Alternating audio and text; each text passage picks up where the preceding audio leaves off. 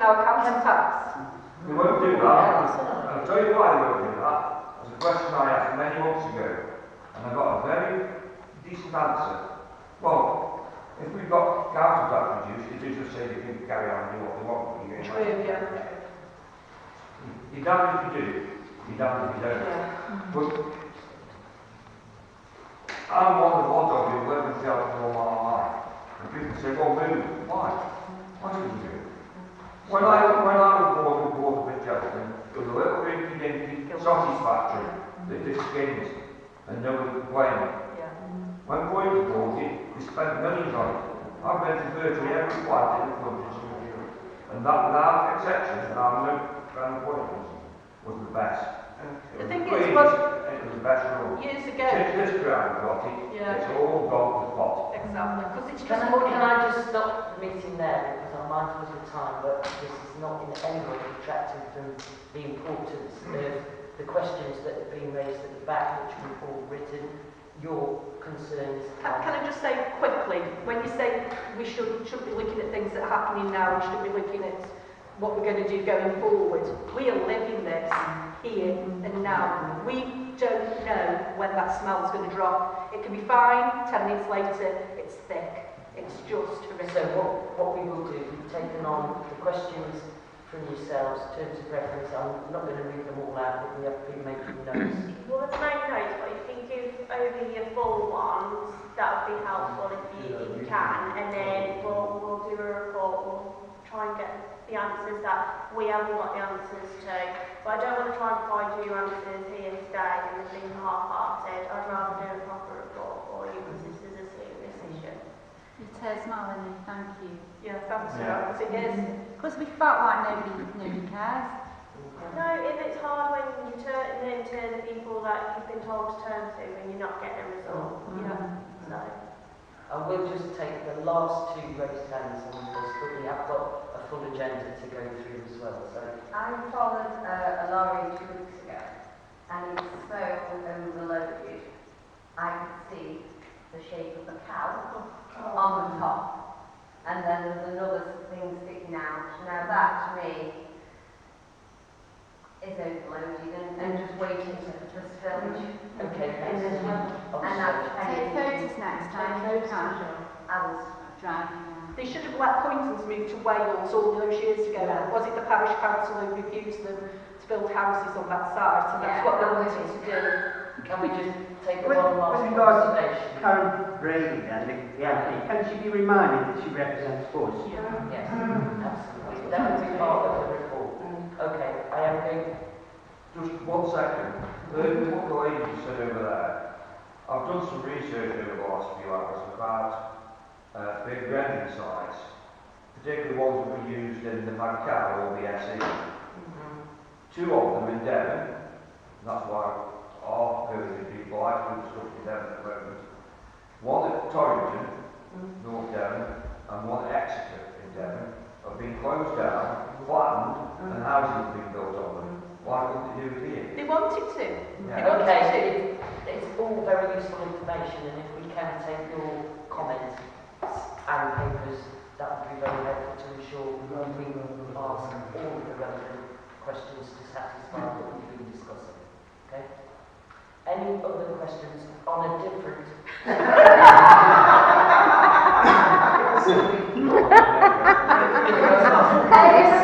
It's different. Yeah, you get cut down, okay? Try me. Yeah, right. Okay, I've got 2 questions, not as long as all these. So. Question 1. I refer back to my statement at the annual parish meeting with regards to appointing members to committees and outside bodies. The minutes of this meeting you have before you. Before the council proceeds with the appointment to the Cheddleton Cautionary Lands Charity, could the council clarify how candidates are identified and considered for appointment? Clause 6 of the Charity Commission scheme states that the person appointed as a representative trustee may be but need not be a member of the appointing body. Given that provision, why does the agenda refer to the appointment of a councillor rather than an appointment of a representative trustee in the proposal? And can the council also explain how parishioners are informed of vacancies and given the opportunity to express an interest in serving as a parish council appointed trustee? Specifically, is this vacancy publicised? Are the expressions of interest invited? And are any eligible non-councillor candidates considered?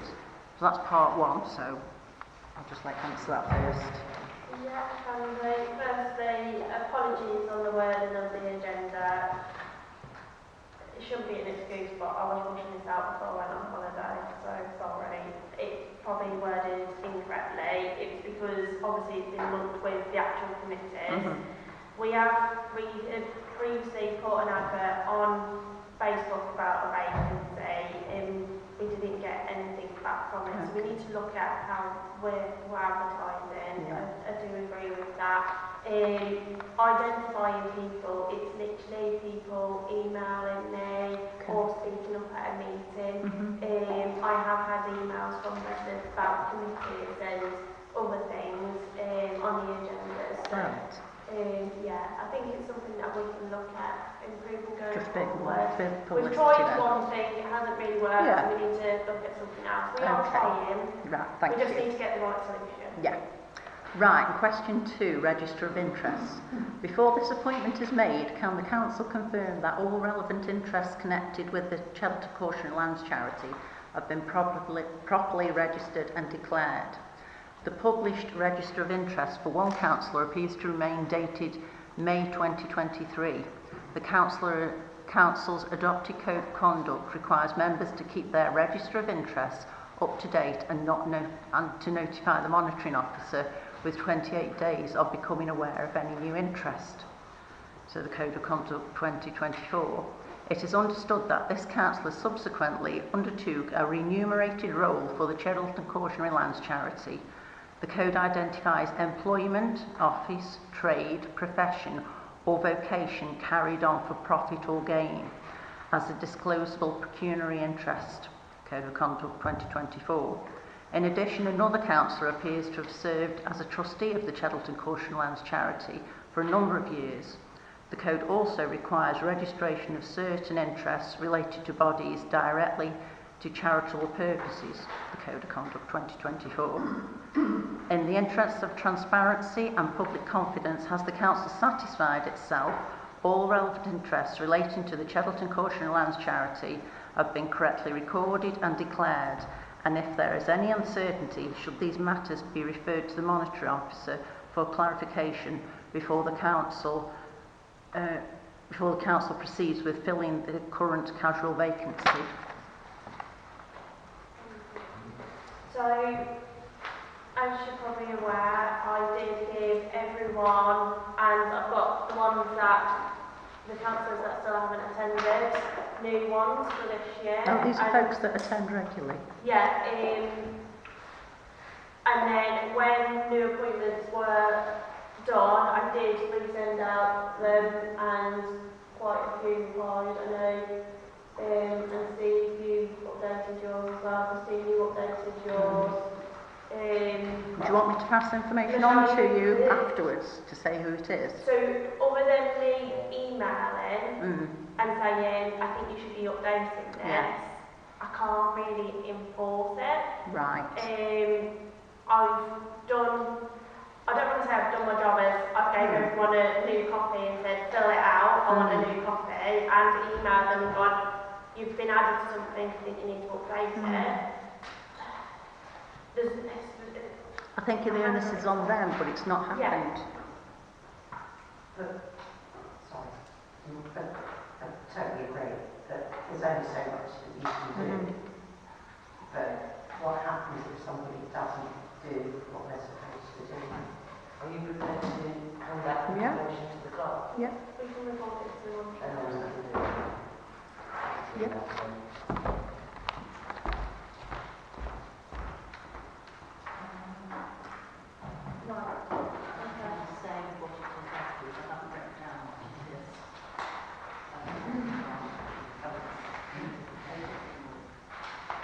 I just think people should be transparent if it's not happening. I can speak to you afterwards if you want. Okay, thank you. Thank you for that. There was one other question. I did rush, but baking with my granddaughter interfered with it. I wanted to get here in time to hear the discussion about the contractors, so are there any updates, please? The contractors, we can't formally update today. There's a lot of work going on in the background. Councillors have received booklets after booklets off me. There is also a date put out for an extraordinary meeting to sort out all the contracts. I've had meetings with the chair, with contractors, by for one, and discussed that the contracts are going to be requoted